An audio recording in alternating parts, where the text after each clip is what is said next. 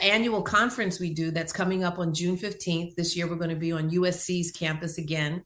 It's called Focused and Fit, FIT, which stands for Financially and Technologically Informed for a Different World. So we have a 4-track day, conference day, with workshops in financial literacy, in technology, in health and wellness, and motivation, activation, skill set management. We don't want you to just be motivated. We want you to know how to put these pieces together so you have a successful outcome.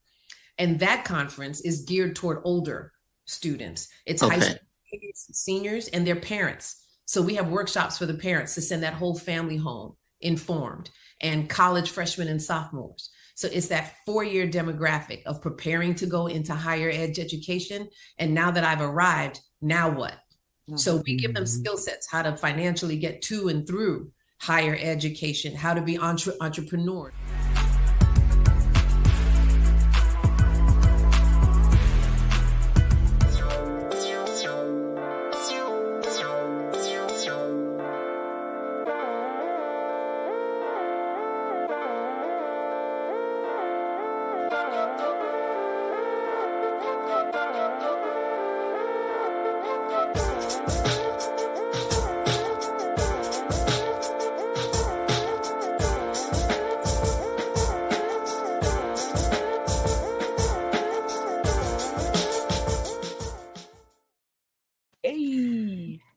Everybody, how you doing? Welcome to the SyFy Sistas live show. I'm Tamia Harper. I'm joined by my sister, Sabrina Wood. Whoop, whoop. Yvette Blackman-Tom. Hello. And Franny T. As always, what's happening? What's happening, as always, Fran, is that we have a friend of ours in the house. She's one of our favorite human beings on all of the earth, and really like in any galaxy or universe. We have with us none other than Major Colonel. Major Colonel. I just I'll made take up it all. I'll take all of it. Major Colonel, General, Admiral. Kira Nerys, Nana visitor. So happy to be here with you all. So happy. Oh my gosh. I know, there's a lot of Niners in the house. Like want to freak out right now. We do have a ton of Niners in the house. That's what's up. We're so excited you're here with us. Thank you for coming. Oh, as always, my pleasure, my huge pleasure. We were talking a little bit before we got on, and we were all like, as usual, y'all doing a geek out, right? Because that's kind of what we do, right? But it was particularly over you and being a woman that we admire so much, not just we came to love you for the character that you played, and then we came to love you for the woman that you are as we got to know you. And we were talking about how kind and genuine you are and down to earth. And, it's like you're the type of woman that we all aspire to be. There's no question in there. This is a statement. Wow. Thank you. Thank you.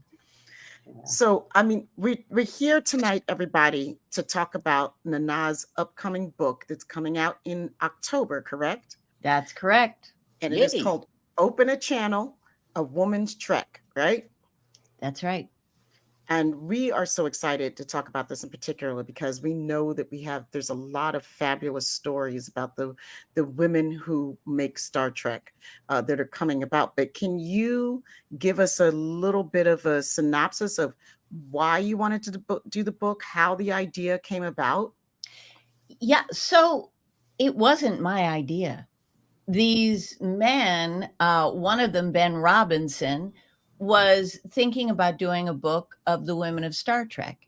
And his idea was a paragraph or so on each character, assigning her one characteristic so that we could, and showing the amazing pictures of the whole thing.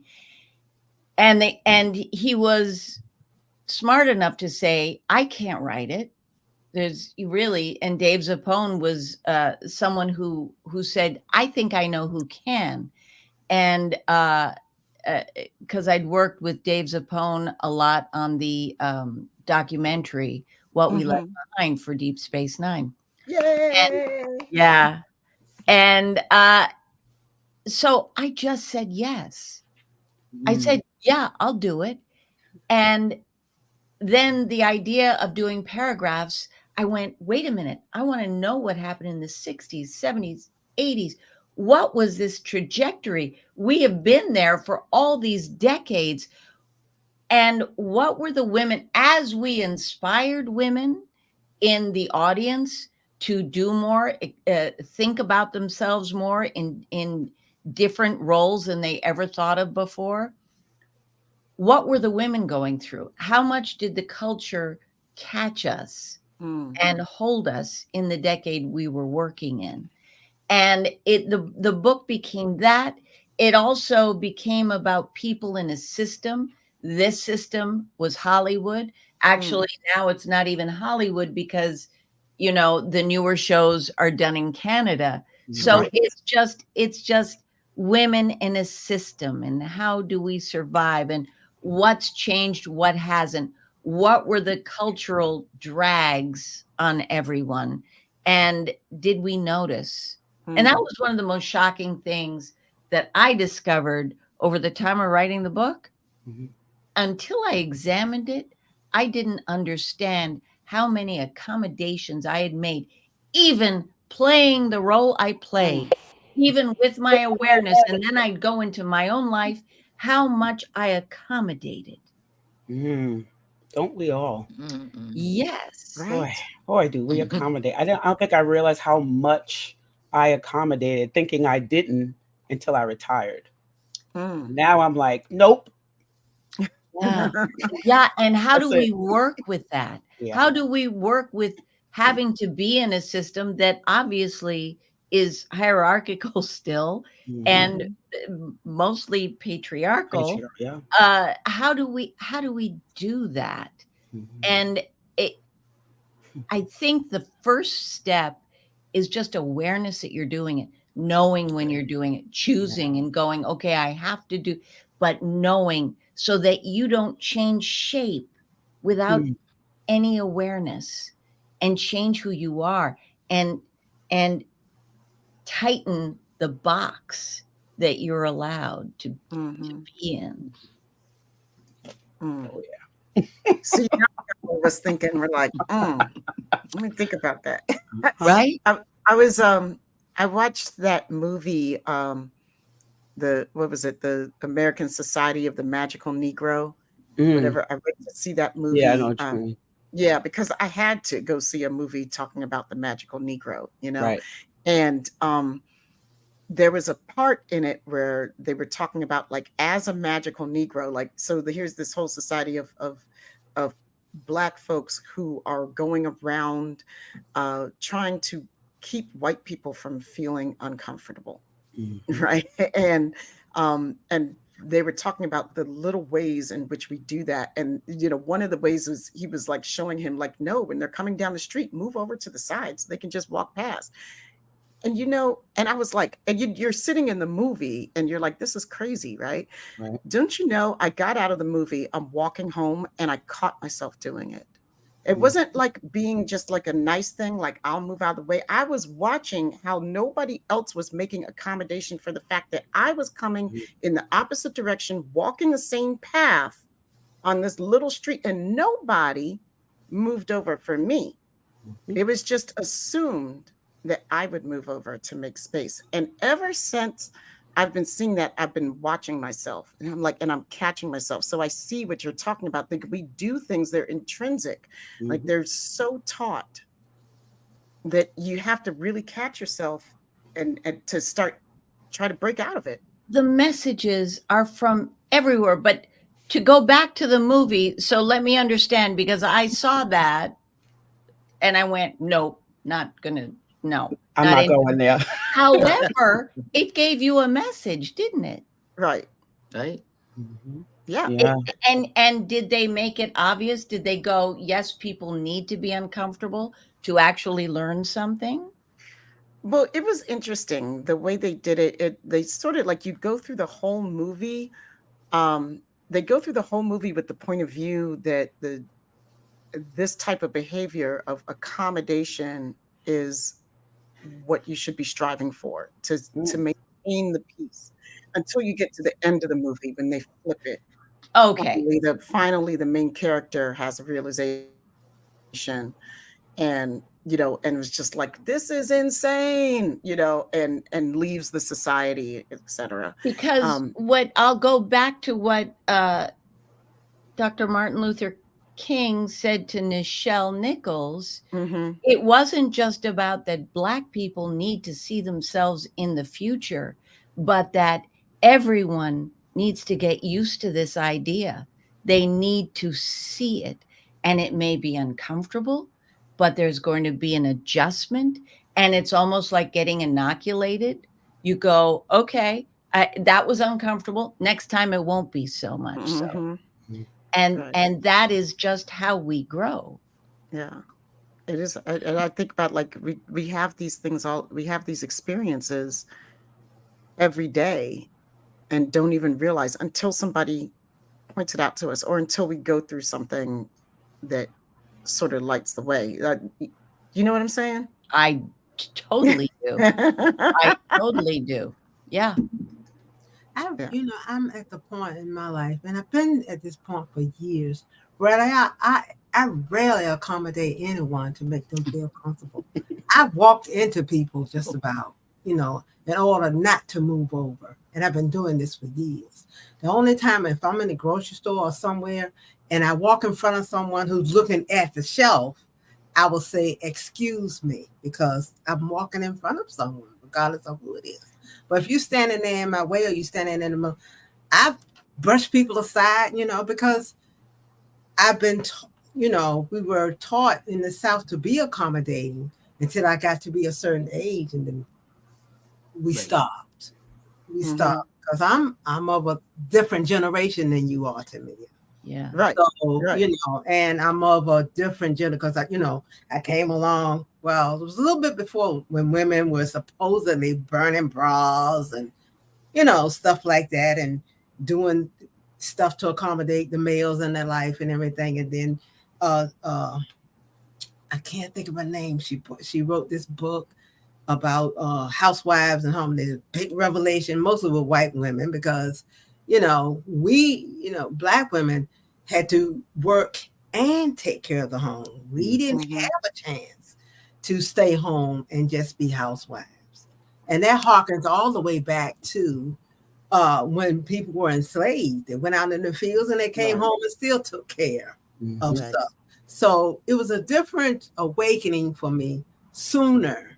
And I saw these things in these movies, and people have played these parts of the magical Negro, Will Smith. And it's been, I see how you slipped that in. I know, right?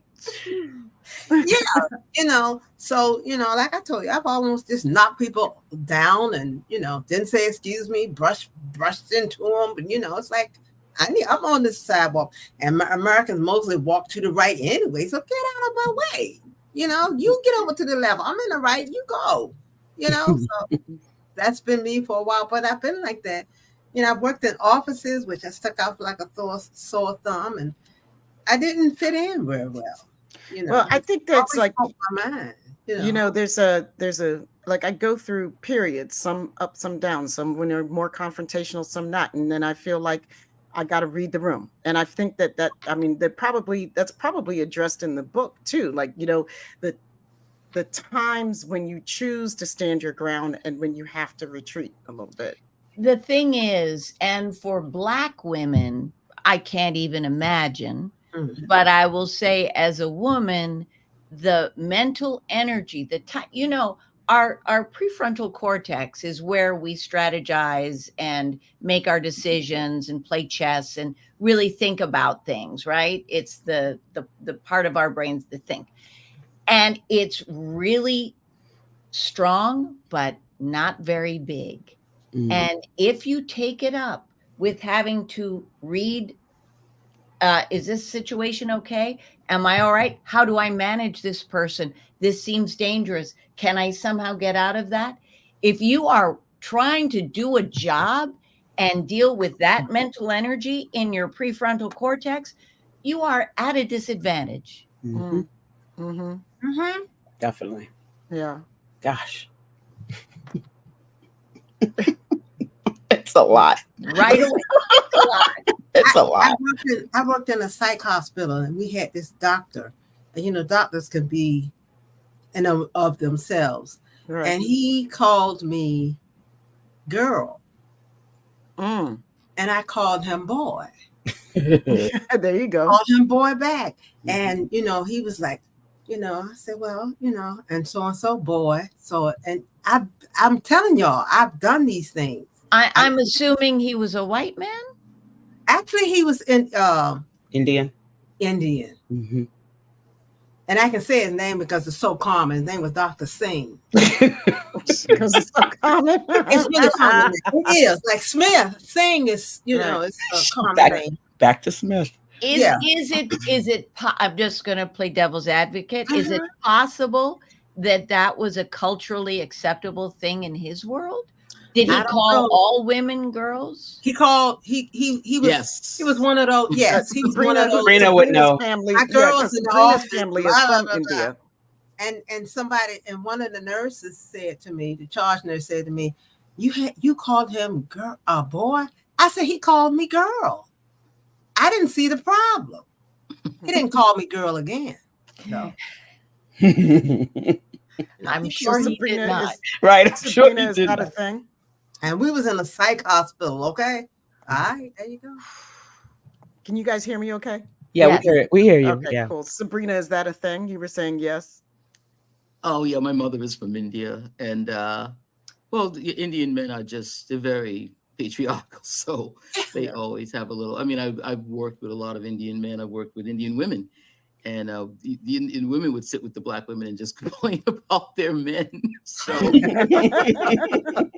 Okay, We no know what shade it to is. those Indian men who No are out shade to there who are Indian men. listening to us who are not this way. No, Yes. no. Right. And there are some right. wonderful Indian men that are fine, you know, and they are married into my family, and I love them. Let's just put that out there. You know, like, All my before cousins. anybody gets how the you wrong doing? idea. I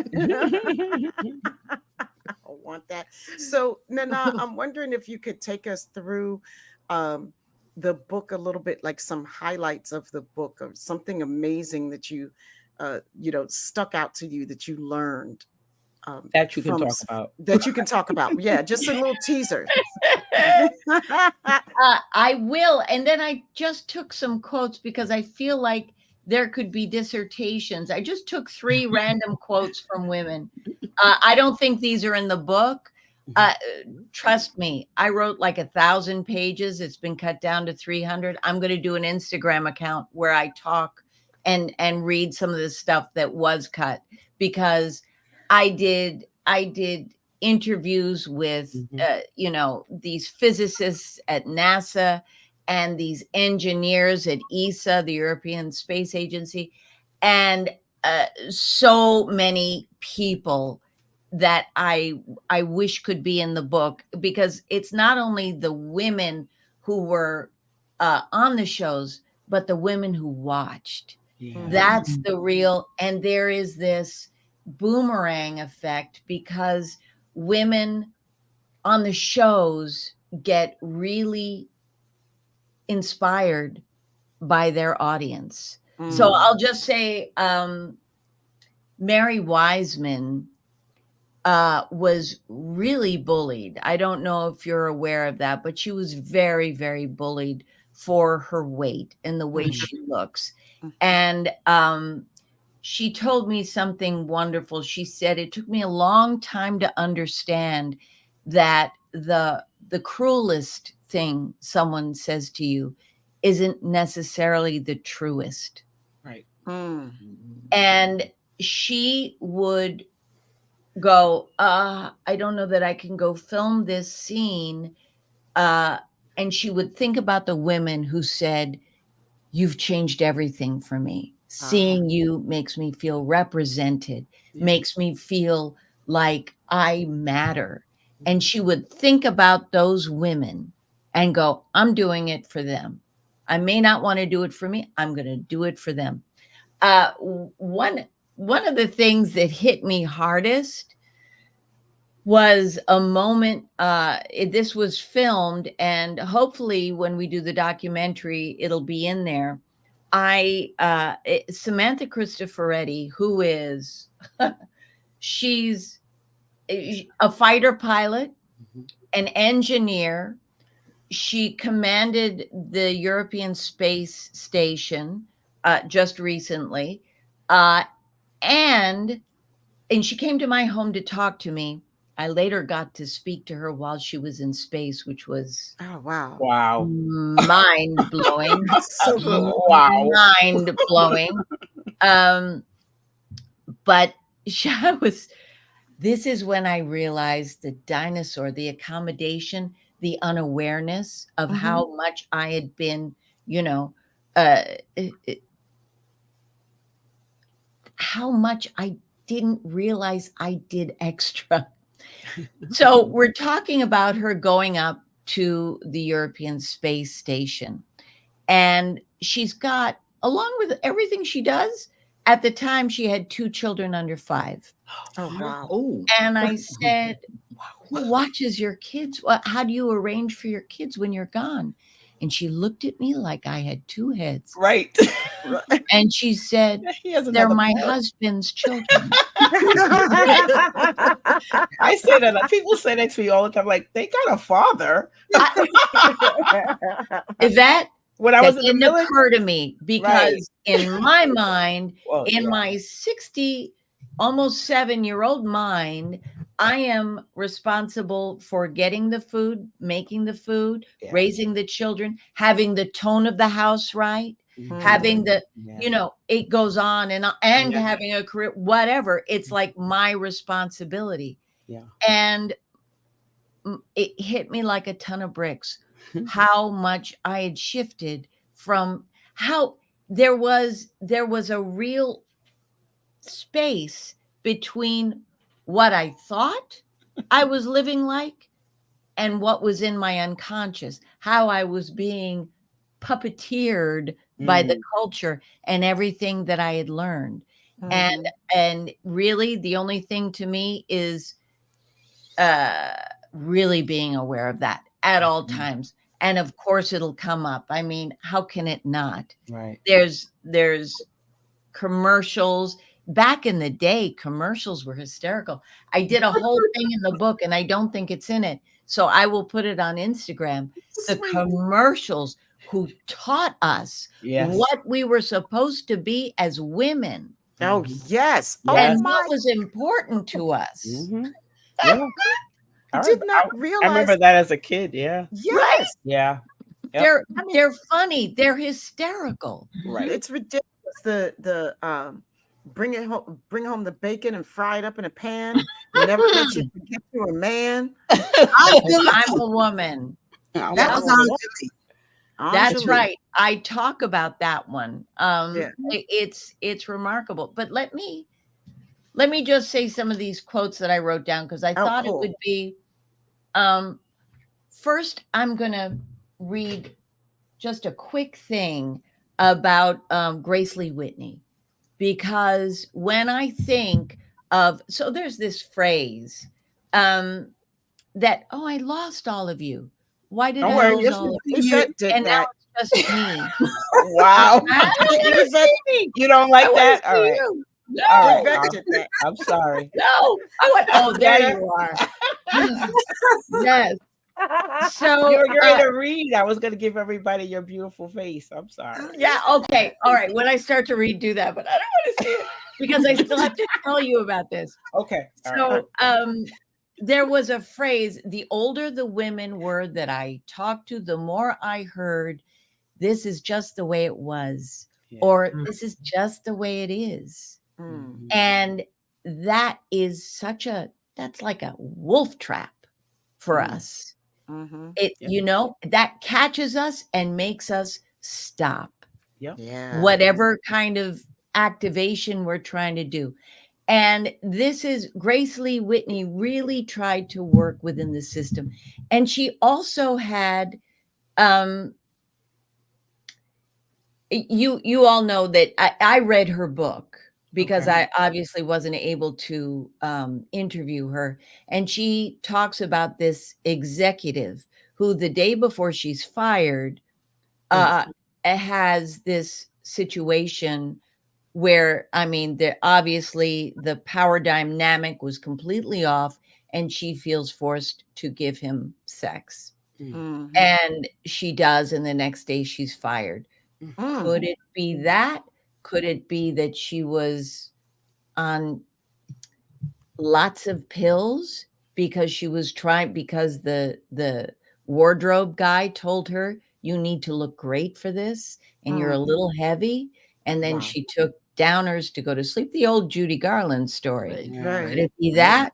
It could be a lot of things. Who knows? But this to me is the epitome of that's just the way it was. And this is from her book. The tragic part to me is Whitney's complete cultural adaptation to the male-oriented world she was trying to survive. In her words, getting ahead in Hollywood is often a matter of knowing who holds the power, then finding a way to get close to that power. I had refused to get in bed with the power. It may have been a morally defensible choice, but it was tactically stupid in terms of my career. Inwardly, I kicked myself for not playing along because in the end, I was just as violated and exploited by this man as if I had. Yet I had no career advancement to show for it. Bad move, Whitney, I thought. You've done it to yourself again. She saw this as her mistake for Mhm. playing the game wrong. Wow. Her fault. Her fault. You know? God, we're all sitting here, I think, like not, I am, okay, let me talk about myself. I am sitting here quiet after that, not because I'm shocked by it, but because of how much it resonates. I mean, the truth of her words. Yeah. And I'm at a younger generation and I still know how that feels. And I still see it being played out. Like I've never been one who wanted to get ahead on my looks or on my back. You know, although I was raised around and told and taught that I should respect these women who were smart enough to use what they had to get ahead in this men's world, Mhm. and I reject it. I continuously reject it. I still reject it. But I remember, like, even as a teenager, especially in your teenage years or even in college, um, being a different sort of girl, you Yeah. know, and and I remember that feeling so personally because I was personally attacked, not physically, but I mean, I'm saying like by the popular girls or the people who were buying into the program and the guys who were buying into the program. And then it's just a constant field of rejection and rejection. I could not Mhm. believe when I went home, I went to college and I came back and I saw my high school people and all of a sudden they thought I was cool Right. for some reason. I was like, who are you talking to? I'm the same geeky girl that you hated Right. all these years. So That's like, how I felt about Kira.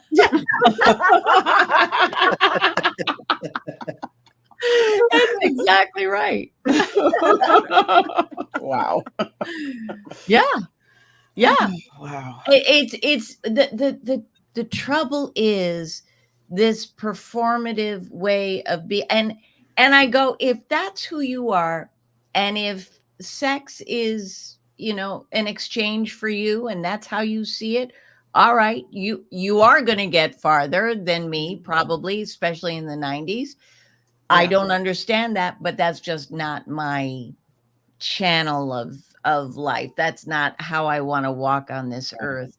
But the Mhm. trouble is this performative expression of being a woman can become such a trap where you suddenly don't even know who you are anymore.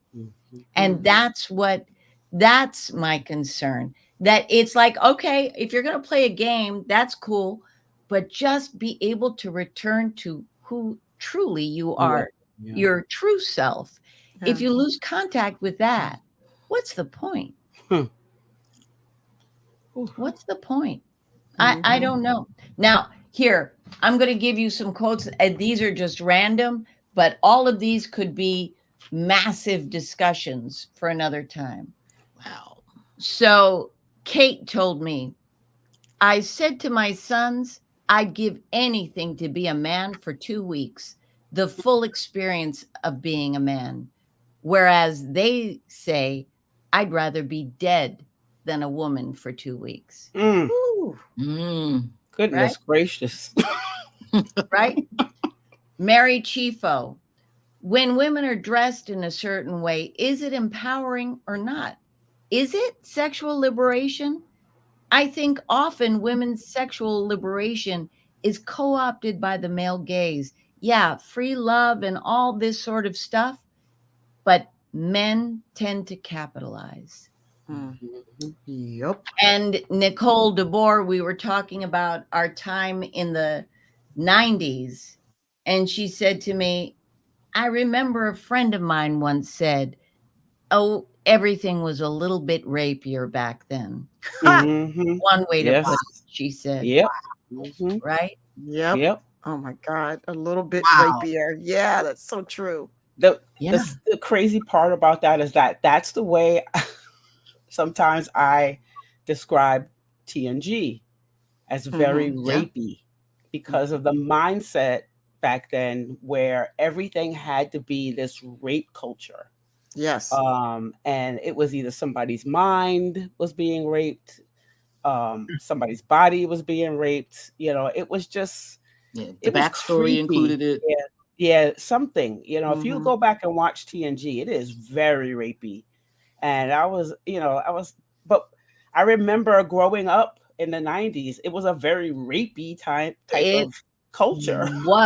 It truly was. But I think there's another thing too. And women characters weren't developed the way the men characters were. And I think Ira Stephen Bear told me that Michael Piller said, I think it was that Michael Piller told him this, that what you want to do with a character to get the audience to feel something, to get them to feel something, to get the character to feel, take something away that matters more than anything to them. That's why Worf's wife gets killed. I think that's why rapes happen over and over again. Women, it wasn't like, take my job away, take Major Kira's job away, because they wouldn't think that that was the most important thing. Exactly. That's exactly what I was just thinking. Like, of course, the men would think that the most important thing to them, like rape them, like we have nothing else important in our lives that would be, I mean, like, not to say that that's not important, but it's interesting from that perspective. Yes, that happens over and over again. I think it was a lack of understanding of the full spectrum of being a woman. Right. And all the things that I guess we were somewhat unknowable to them at that point in time. They were handed, and don't forget, a lot of these guys, especially who were working on TNG, were brought back from TOS, right? Yes, and they were World War II guys. Right. Totally different generation. A totally different generation, totally different experience. I mean, when I think of what happened after World War II, I go, and we expected there to be no trouble because the men are away, the women take charge, Rosie Riveter style, and really get used to working, being out of the home, functioning. The minute the men return, these men who have post-traumatic stress disorder and amongst other things, trauma like you can't believe, they're told, no, you support your families, go out there and work. Women, you stay in the home. and they're supposed to get along in that home, and there's not supposed to be strife, and everyone's supposed to do a good job. Yeah. Good God. Right. Right. The horror stories of my grandparents and aunts and their husbands and those. And we inherit that Yeah. to a certain degree. To a certain degree, we inherit that. Yeah. Yeah, for And the sure. same thing happened, I guess, Vietnam, same thing, right? Because we definitely, I suffered through that. That was what I suffered saw. through. Yeah. That was my generation. Yeah. Yeah. Like I I saw saw that over dinner. We would, I don't know why my parents did this, but I was a little girl and we would have dinner in front of the news. Oh, yeah. But it certainly brought home, I mean, I think that's why the 60s happened. We finally saw what the hell was going on. You were watching the war at dinner. Yeah.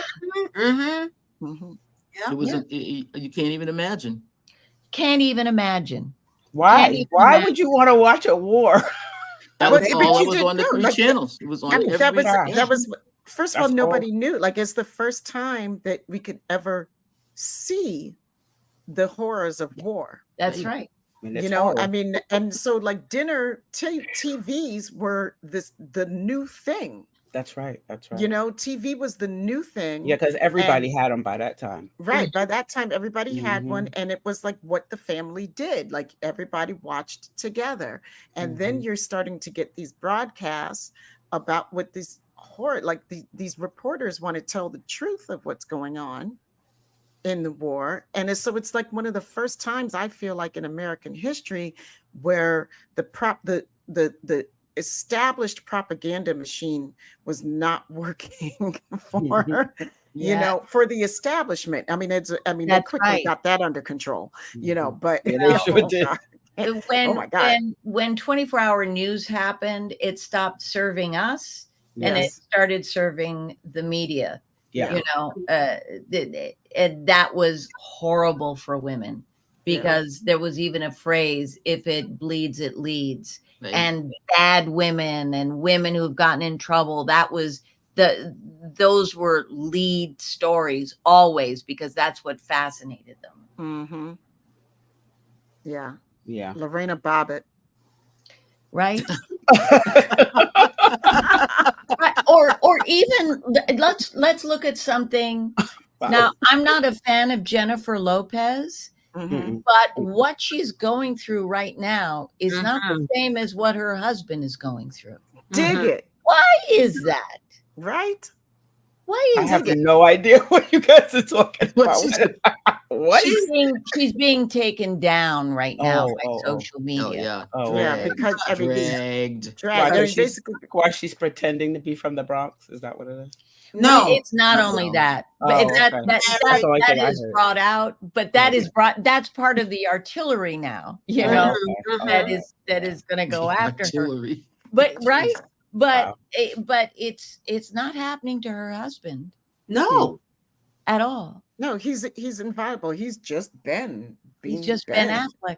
He's okay, walking around like an average white guy. That's the thing, and you know, and I know here's the thing that I worry about, that I saw in myself, and the thing that I want. This is what open a channel means to me, that we all talk about this stuff, that we go, no, wait, don't walk whatever society or the system is doing to yourself, don't walk yourself into the jail cell and lock it from the outside and throw them the key. Let's not do that to ourselves. Wow. Girl. Wow. Bombs on us tonight. Wow. Got your sisters over here going, damn. Not lock yourself in though. God damn. You know. Wow. Yeah. Yeah. Yeah. Damn. Oh my God. I mean, oh wow, I've done that. The ways in which we are ourselves complicit, you know. Yeah, that's it.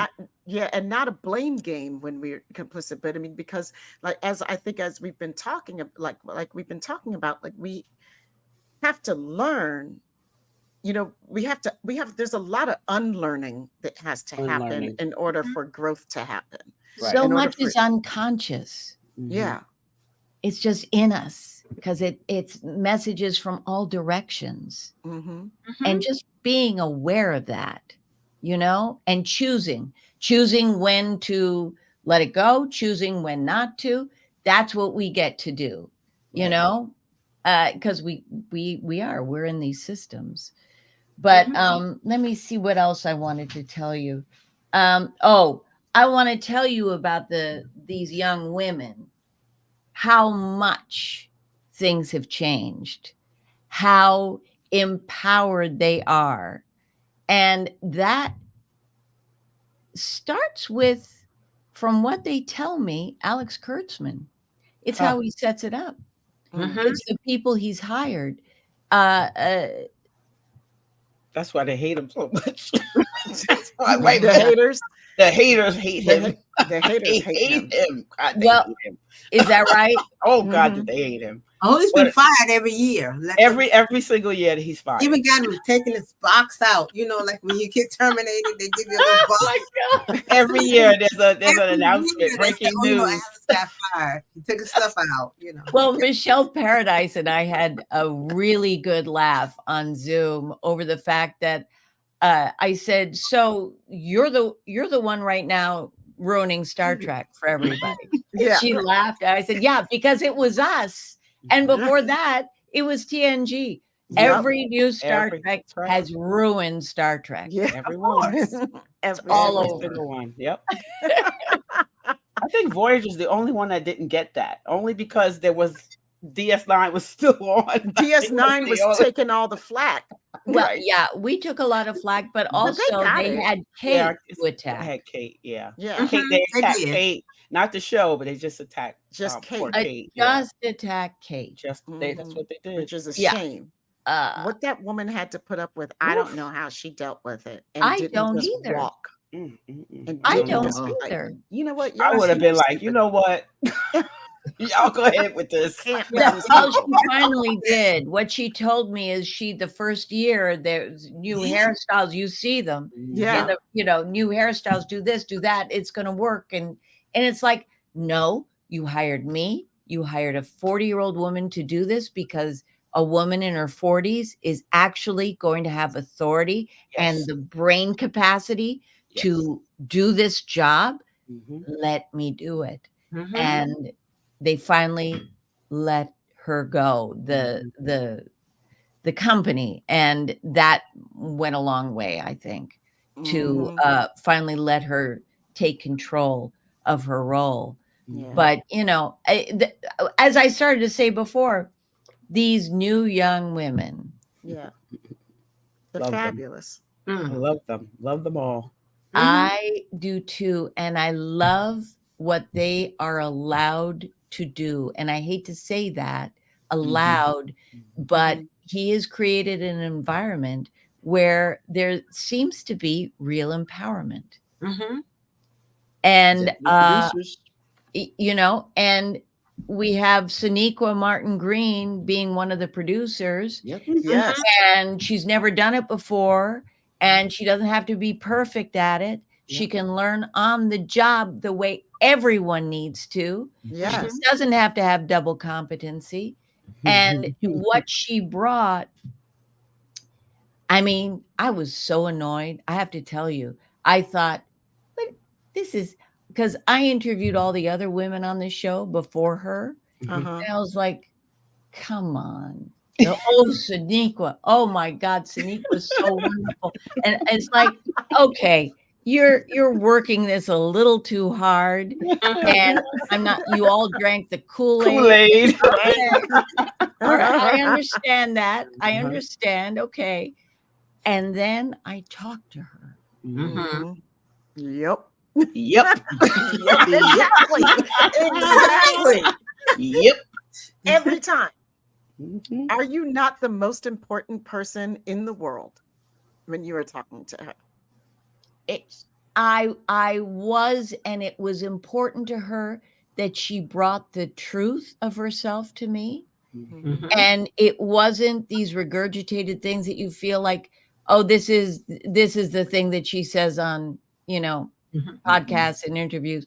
She was there with me, on the same on the same wavelength.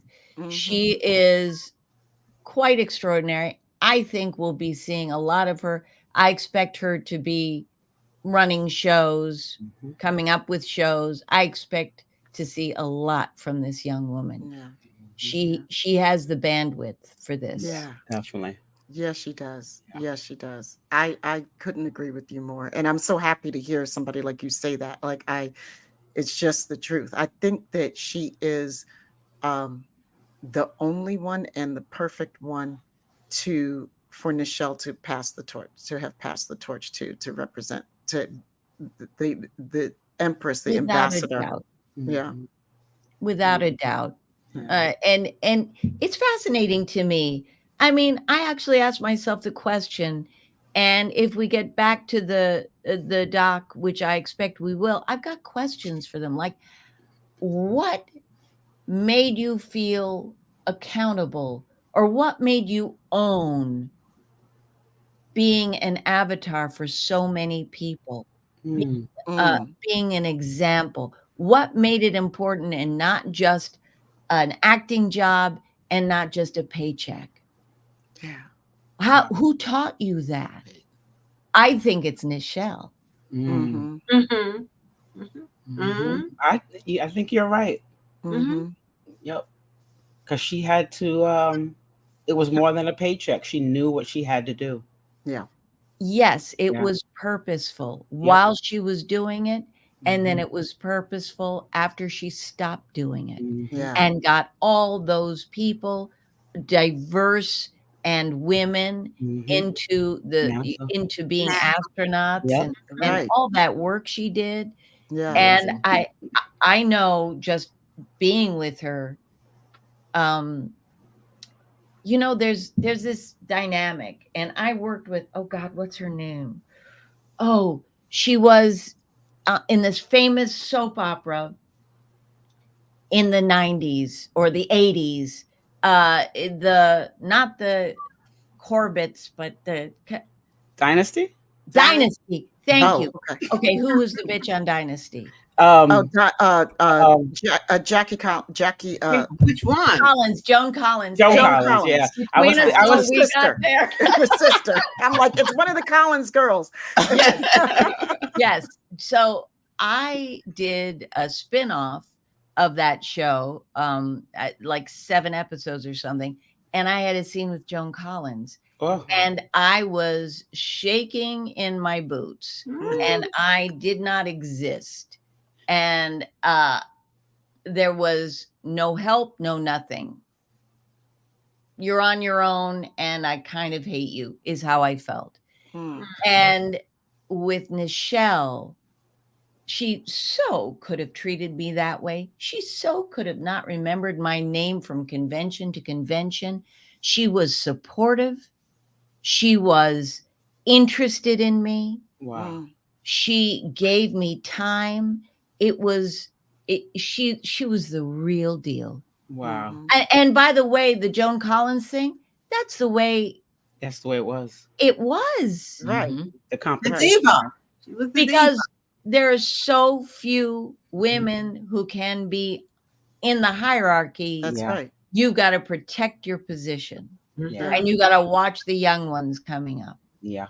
And That was the whole show of Dynasty. Yep. That was the whole show of Dynasty. Yep. Exactly. And that wasn't Nichelle's game at all. No. Yep. Alexis Carrington. Yes, Melissa. Melissa. Alexis. Exactly. I happened to see that one. No, she never lost her grace. You know what?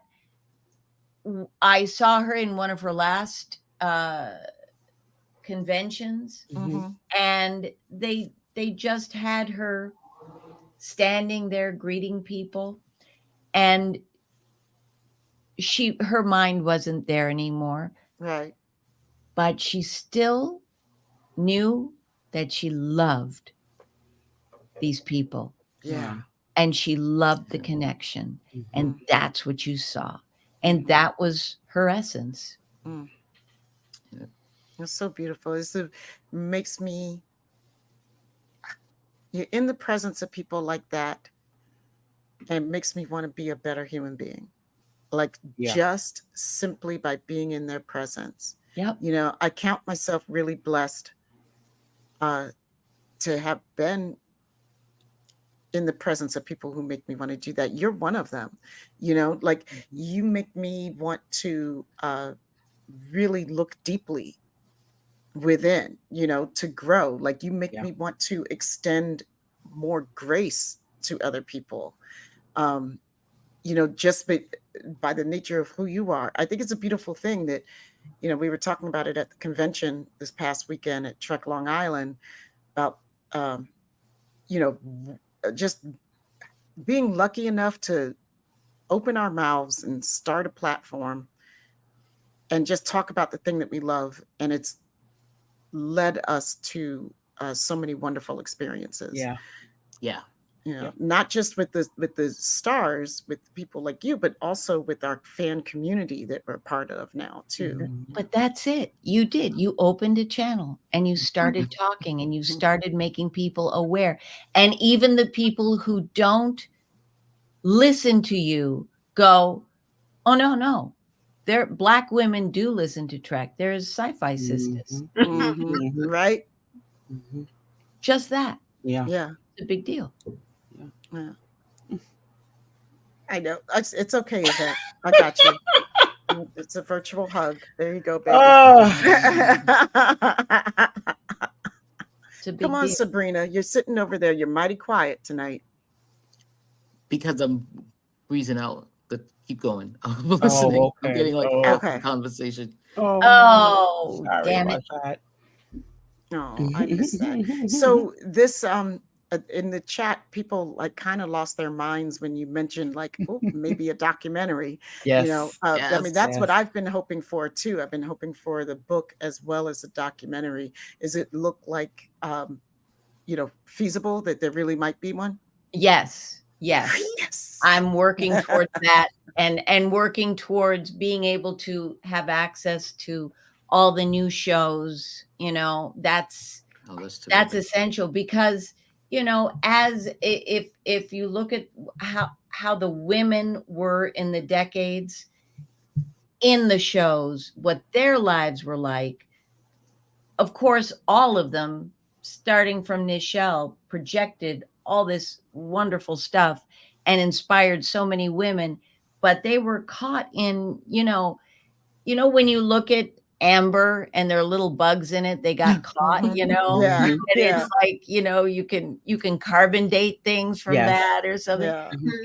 We all got caught in a certain Amber. And we've yet to see what the Amber is that these young women are caught in, but I can't see it.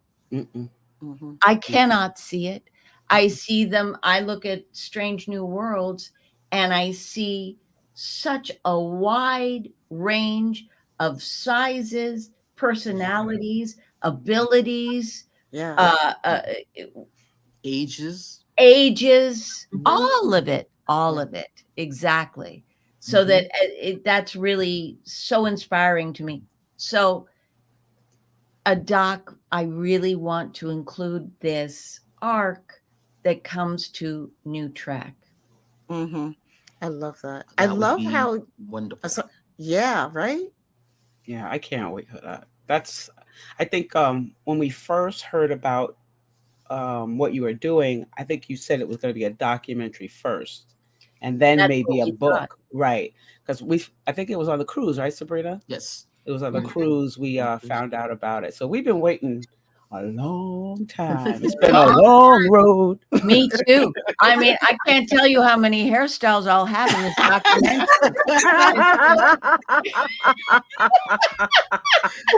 10,000 pages. Yeah. But truly, the pandemic stopped us cold.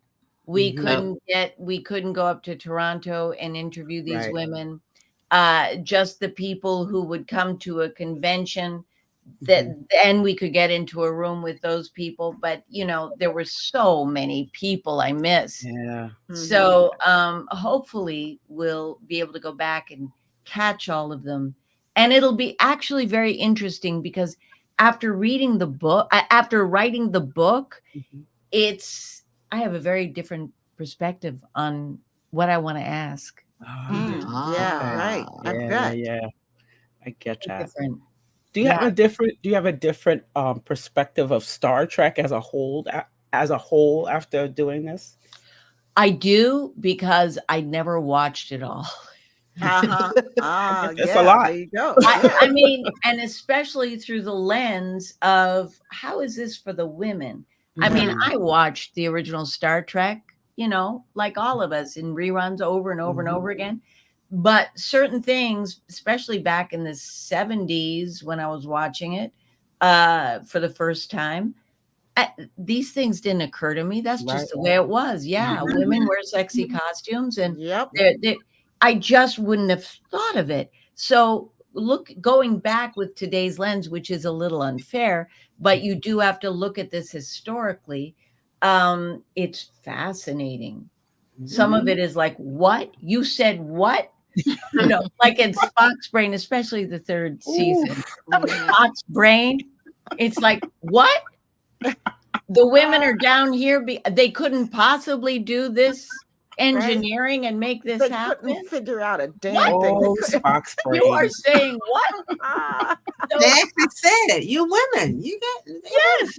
Yeah, They did. Or what Pike, what Pike said in the his first thing was we got this number one is the number one, the number two person on the bridge, and he has the nerve to say, I can't get used to all these women on the bridge. Right. I'm like, wait, what? He goes, but not you. But not you. you don't count. And think of how difficult her role was, because she had to have emotions stripped from her, because they believed that, I mean, it was in the 80s that hysteria was finally taken off as a disease for women. Wow. It wasn't until the 80s? I think it was 82. I may be wrong. If someone's out there, look it up. But I think the DM3, right? Okay. That hysteria was actually something you could be hospitalized for if you were a woman. I mean, I remember that from like Victorian eras. Like, we have a treatment in you with a special treatment, and it's like the beginning of vibrators. That's right.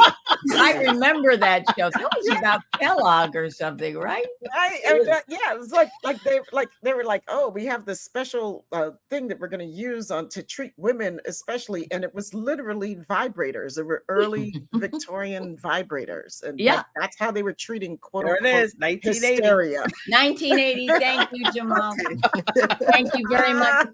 So that was just taken off the books in 1980. So she was stripped of emotion as number two, so that they could accept that she could do this job and not tempt all the men. Not right. Yeah, I agree. So that you can work with the men, you have to be, half the person that you are. But I just want to, when I was saying earlier how I didn't realize how much I accommodated throughout my whole career working for the government until I retired, because I realized that I did that. What you're saying is like I had to be very stoic because I needed people to understand how good I was at my job, and I had to be not that I didn't have emotion, but I just wasn't an emotional person at work. And I didn't realize that until I retired and, I had surgery and, it was just like, I slept for like 2 days because that's a lot of extra work. Right. It was just like a lot of extra work. And here's the awful thing, Yvette. Systems don't get the best of us when they make us smaller. Right. from It's the true. humans we are, especially if we've, if we haven't cultivated ourselves. I mean, if someone is angry all the time, that's not, that's probably an accommodation, frankly, Yeah. and not who you really are. Mhm. But if you've cultivated yourself, bringing that's what people should want to happen. You would think. And speaking of anger, I bet you didn't get angry because angry Black woman. Oh, hell no. That's Oh, right. yeah. That's right. Hell no. Never. You And it better, was, you better and it was, hope I and don't get angry. well, later on in my career, yes, that was a thing. Oh, now, if you keep messing around, it was like they're going to send people to the principal's office. It was always my office. They were going to send people to, but I was very calm, but I still had that look, you know, and it was always talked about the look. Uh-oh, she gave you the look. Well, Uh-oh. it always You had get to some be looks like a now. measured anger, Yeah. like, you know, like Measured, yeah. tempered and controlled. Like you Yeah. could never, you can't have these outbursts, Mm-mm. you know, Right. You like can't be that, like emotional. you That's Right. all, cannot, you like cannot. you still walk around that way, like not even just I women, worked like I but walked Black around that people, way for especially 30 because years. Yeah. Black men have the opposite, the angry Black man, like, oh, you're so intimidating, like, oh my God, he's gonna go off his not, like, yeah, Right. you know, And It's that's taking up so much space in our Mhm. heads. Yeah. So much space that can be used for other stuff. Mhm. You were, I want to go back and pick it back up off what you said, Yvette. Mhm. Remember when we interviewed Anson, and I said to him, I said, you Pike went from being, I'm not used to women being on the bridge, Yeah. to now most of your bridge crew are women. Yeah. Mhm. Yeah. And Yeah. strange Yeah. new world, most of the bridge crew are women. Yeah. Mhm. And you know what's so funny is that he said that he didn't realize it He for did. a long time because they were Mhm. such capable people. Mhm. And then I think it was Somebody pointed it out to him. Rebecca Romaine mentioned it, and I think in a funny way, I forgot how he said it. He goes, "Oh snap!" He was like, "That's true," you know. So things are changing, I think, on both ends. I think, Yeah. yeah, because I have young women as daughters, and they definitely don't. Their generation is. I have two sets of generations, and one of them is a little closer to our Gen X, my Gen X generation, and it kind of deals with things a little differently or closer to what we do. But my younger children, oh, nothing like us. They don't Mhm. take anything. They believe No. they walk around with this confidence that is It's refreshing. yes. It's refreshing. It's kind of intimidating. Yeah. Which I'm not really mad at, but then I'm a little jealous of, Yeah. because they're so There's that. young. But they do walk around the world very confident, and their energy is I don't know. I kind of hang out with them. Then the more that I hang out with my older daughter, because she's a little like, us, but I like them. Their energy is just so, I don't know. I love it. I love I the think way they it's called feel freedom. about. I think that is what it's called. I don't even know what to call it, right? I know, right? Like it's this thing, and I don't know what What is but that thing they have? what Right? is that thing? These people Yeah. walking around like that. Yes, it's called freedom. Mhm. You know, Yeah. that Wow. means you're doing a good job. You did a good job with these ladies. I would say so. Well, I think it's.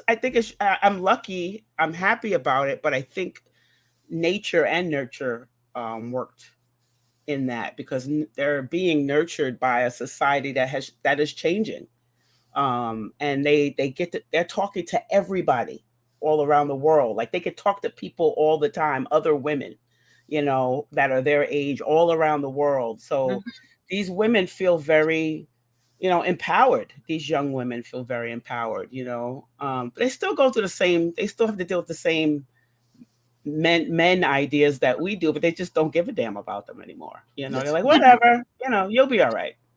Well, there's another one coming, like a bus, so they do believe that. I'm like, I love that. I love that too. Yeah, I do too. I love what? Go ahead. No, go ahead. Go ahead.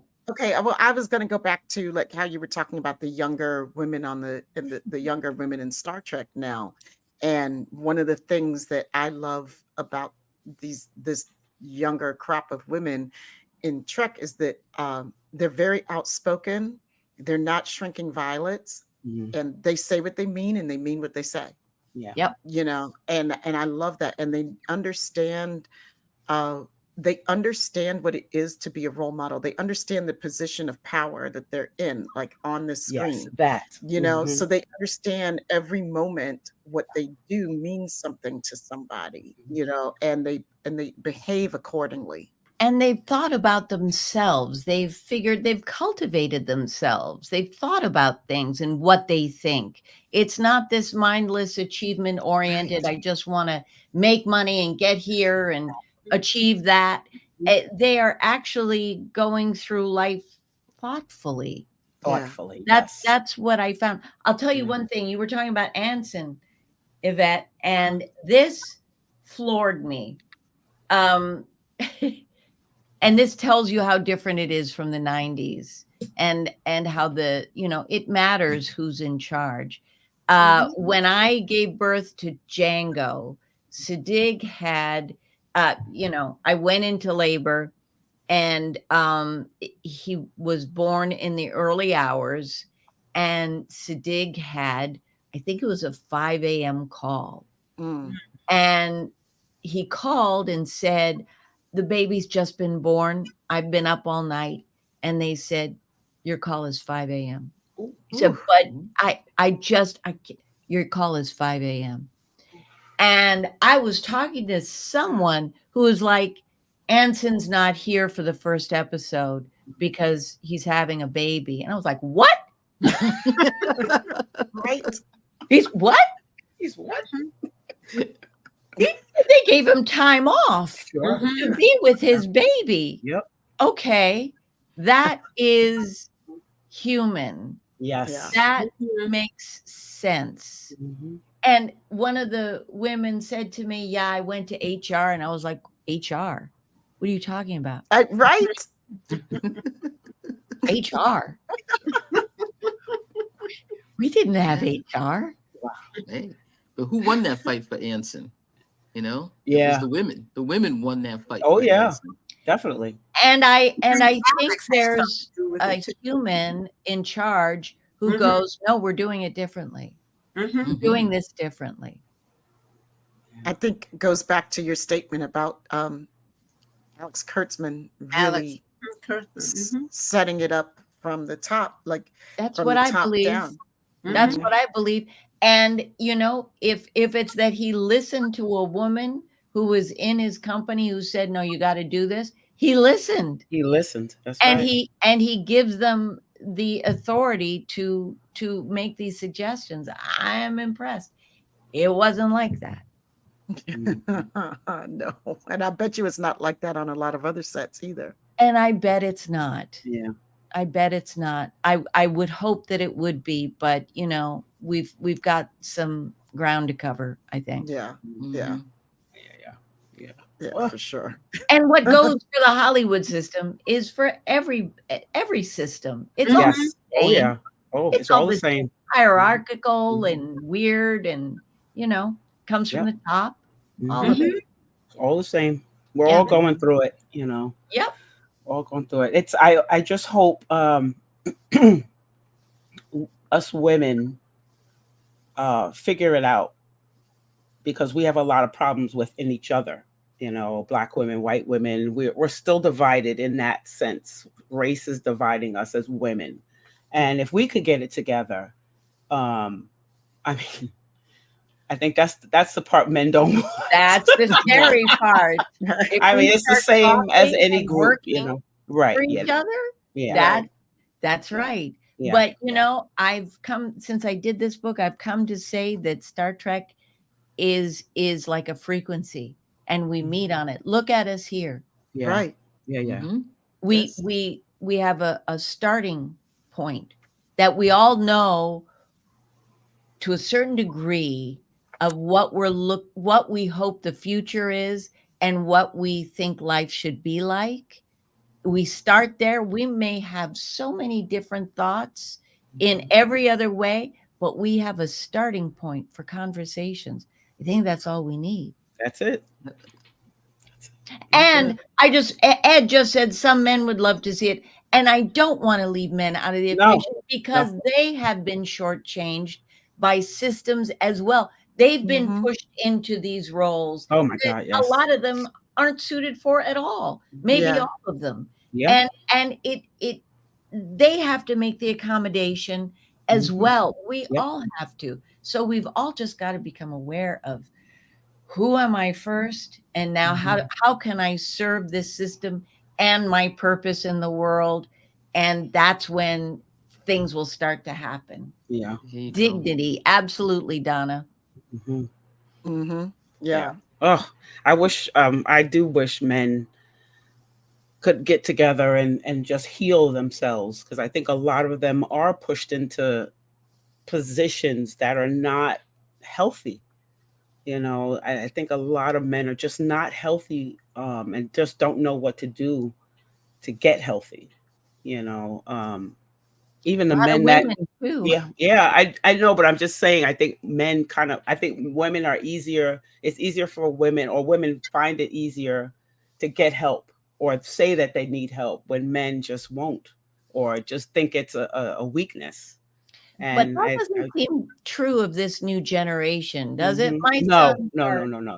30 and 27, and I am just in awe of, you know, how they are, how my son is with his daughter, learning to braid her hair, and not just kind of sort of, but knowing how to braid her hair, you know. And it's like, yes, that's the thing. That's the thing. You asked me, Tamia, before, what is one of the biggest things I learned doing this? And it's that sometimes back in the day, the only connection a girl had to her father was watching Star Trek with him. Right. Yeah. And it was a major connection. And it's a gift that even when he's gone, even when he's not here anymore, she can have him sitting right there watching an episode when she rewatches it, because it's something they shared. Sometimes it was the only thing they shared. But that connection, that's huge. Yeah. That's beautiful. Yeah. That was me and my father in baseball. Like, that sounds like reminds me of your stories, Sabrina, with you and your dad. Definitely. My father loved to watch horror. That was it. And he watched that show with me and my brother. But that's why I like Westerns, Yvette. But see, that was a thing. I watched things that I might not have necessarily loved because I wanted to be with him. Yep. So I watched Army movies or Western, but Star Trek I loved. So that was cool. We could watch that together. Yep. But that sharing for a father going, this is something I love, so sit here with me. That in itself is a big deal. You know, as a child, that's important. Oh, yeah. Right? Yeah. Yeah, because you're right. I mean, when do you see your father? I mean, when we were growing up, you saw when he came home or on the weekends. He was working. Yeah. He was working. Yeah. You would turn it to whatever would keep him in the room. That's it. Exactly. Or you just go in the room. He was watching baseball. If the Yankees are on, I'm in there with him. You know, I learned how to keep the score. The scorecard. I was a scorecard. I learned that thing. I knew everything about the scorecard. When we went to Baseball Hall of Fame up in Cooperstown, that was like, it was just me and him. And it was like, I still to this day, thinking about it now, I'm like, oh my God, that was like the best day. I feel like it was like the best day ever. Do you still love baseball? Still, absolutely. So it added complexity to you. That was still love Westerns.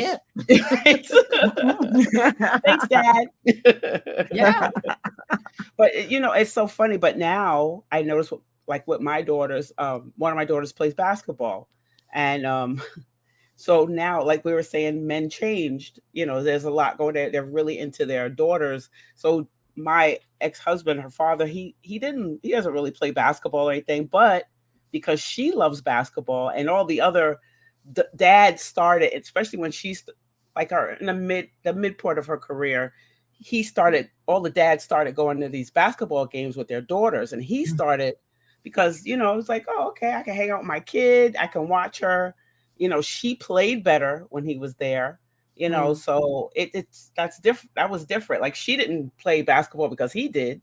You know, she played basketball because I played basketball. She played basketball, and then he came in and got into it for her, just to be closer to her.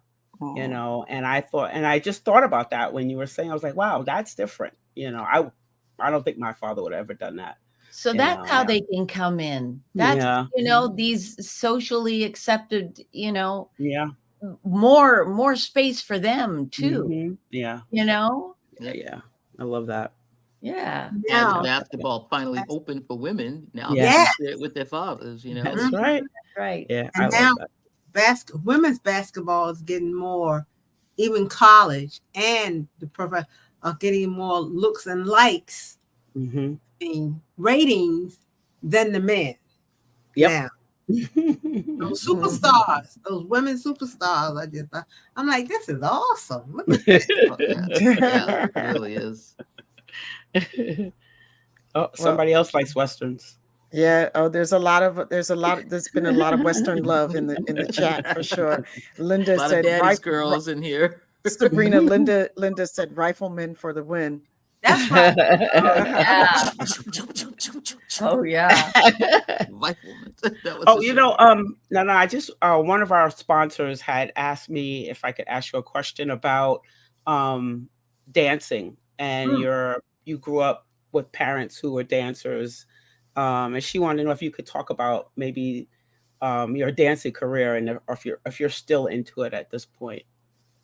I am still into it, but just for myself. I'll never stop being a dancer, probably. It's just the way my brain thinks. If I go and see a symphony, I close my eyes and I'm dancing, I'm choreographing. How does my body move to this? That would be my best thing. If you could go to a symphony and it was okay for everyone to get up and move around, I would love that, because it's so weird to me to just sit and listen to the music that, you know, used to be in class and you get up and you dance. Yeah, dance was something that it was an inevitability. When my parents didn't have babysitters, I would sit in the theater and watch my father rehearse a show, or I'd go and watch my mother teach a class. And your audience is probably too young to know these names, but Gwen Verdon and Thomas Kuhn and all these people would be in class. Wow. And I'd be watching Gwen and going, because I was so damn bored. I was 8 years old.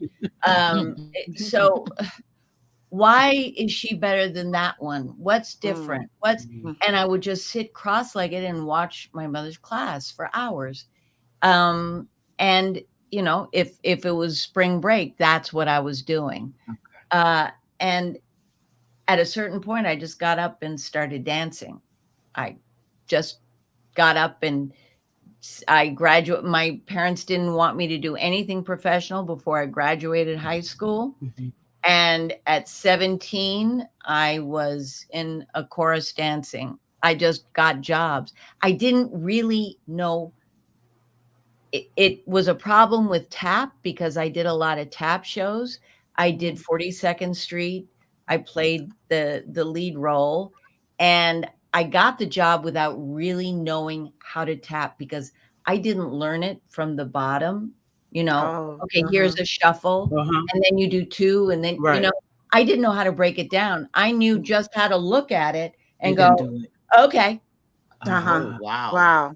But that's not an advantage when you're doing a complicated show. To not be able to break it down. And it was not fun sometimes. But yeah, I continued. Step ball change. That's okay. It's when it gets really complicated. I can imagine. It's like, oh my God. And I didn't really like being a tap dancer, although I did a lot of jobs doing tap, because I don't like dancing. I don't like being the music. I Okay. like dancing to the the music. music. I like interpreting the music. Yeah. That was my favorite.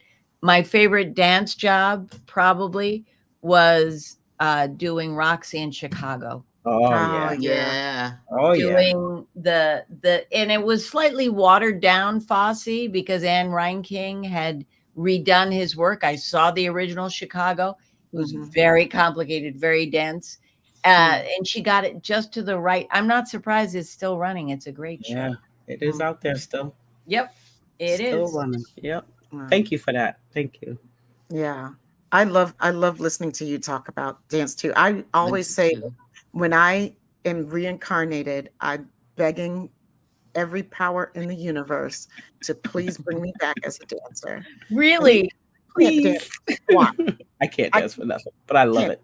nothing. But I love dance, and I love I just look at people moving, and I'm like, how does your body even do that? And I just love to see how different people interpret, like you said, interpret Me the too. music and tell a story with their body, with motion. I just think it's a beautiful way of storytelling. I always look at dance as another form of storytelling, which it is. It is. It Mhm. totally is. It's a very emotional story. But Yeah. let's just talk a moment about these children now who can do things I can't. What are they doing? They're What are they like this doing? here, and then they go slowly down to the floor. I don't know what know. they're doing. They're Core strength. they are incredibly Th- talented Yeah. and disciplined, strong and Mhm. capable. I guess it comes from just what you can see you can be. Yeah. Yeah. And they see someone do something. And now I wish it was that way for me. I wish I could do that, but it's not gonna happen. Watch these kids on the subway. Oh my Oh God. It's my insane. I'm God. like, And I How love is watching them. oh, I they're the best. love it. They're Yeah. the best. Yeah, I love that. Oh, no. Thank you so much. I mean, I know that you are so generous with your time, but I'm looking at the time and I'm thinking we better wrap it up because Yes. it's been a hot minute. I got a margarita waiting for me. There I'll you just go. tell you that much. There you go. I mean, I just can't say thank you enough for coming and hanging out with us and talking about the book. Can you let people know when the book is going to be out? Any type of Yes. information you want to give for it?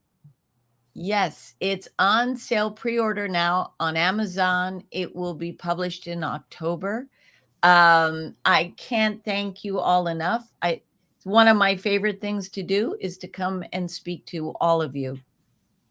Oh, So wow. the link for the pre-order is in the description. So please go to the description of this show and pre-order that book. Yes, please do. It's called, once again, Open a Channel, The Women of Star Trek. A And Woman's I'm Trek. saying, hey, Excuse to me. all of Woman's you Trek. in the comments, I wish that I could have read all of them. I just caught one here or there, but I'm sending you all a kiss. And I'm sending all of you a kiss. Thank you so much for this. Thank you. Thank you. Yeah. Thank you for being We're here. sending kisses to you guys too. I know it's not quite as appealing as kisses from Nana, but we got some. Mwah. And we love you all. Thank you, everybody, for joining us. Thank you for listening. Please listen to our podcast. Please like this one if you haven't liked this already, and give us some comments on it, and subscribe to us, and join us on Facebook and all those other things. And that's it from us. Peace, love, and hair grease, peoples. Okay, before we leave, because I told wait. Tamia to I wait. forgot. I'm sorry. I'll peace, love, and hair grease one more time. Yvette Right. has something for you. My bad. Yes. So tomorrow night we will have a special show. So it's going to be the last disco. It's going to be we did a late night recording of a show right after and on Friday, this last Friday at Trek Long Island. We are tired. You will see it in the video, but we will be in the live chat tomorrow. So it'll be a recorded show, but we'll be in the live chat. So same time, 9:30 p.m. Eastern time, 6:30 p.m. Pacific time. There you go. Okay. Now I'm gonna say There you go. peace, love, and hair grease. Love you guys. Bye, everyone.